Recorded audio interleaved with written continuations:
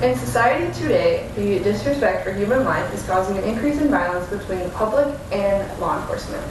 I was a freshman in college when my hometown witnessed the violent death of an officer with no motive other than he was in uniform. The death of any human should be a concern on everyone's mind, especially the death of an innocent person.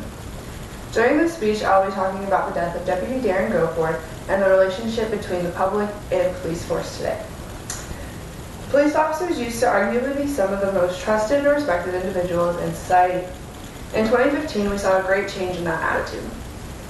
The public has become increasingly prejudicial toward the police force. Innocent, unprovoked officers are being attacked, such as Deputy Darren Goforth. Deputy Goforth was an extremely dedicated officer in Harris County.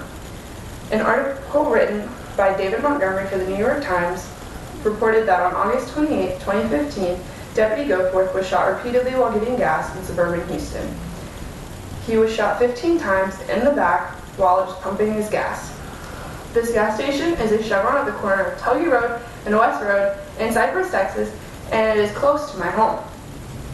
According to Manny Fernandez's article titled "Prosecutors Say Shannon Miles Shot Texas Deputy 15 Times," no motive was ever established for the shooting other than the obvious: he was a cop. This was later confirmed in the plea agreement that was reached between him and prosecutors. Shannon Miles, a graduate of a high school in my district, was arrested and charged with capital murder after an identification on his car led police officers to his house, and ballistics testing confirmed that his gun was the gun used to kill Darren Goforth. According to the Harris County District Clerk's public records, he has an extensive criminal history dating back to 2005.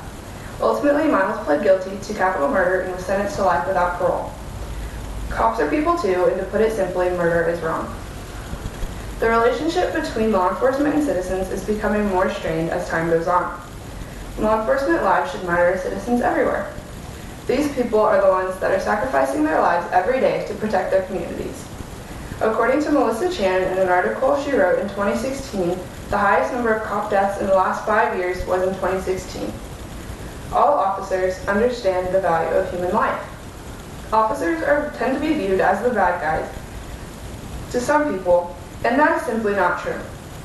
This perception of cops increases the danger they face every day and only worsens their image. People who appear to be suspicious to the cops usually are approached to ask, what's going on, how's it going?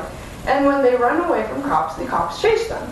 This leads to negative interactions with the people and officers who just want to keep their community safe.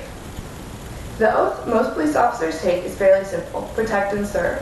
This does not say to serve only those you like or only those who like you. It means to protect and serve everyone in your community and all around.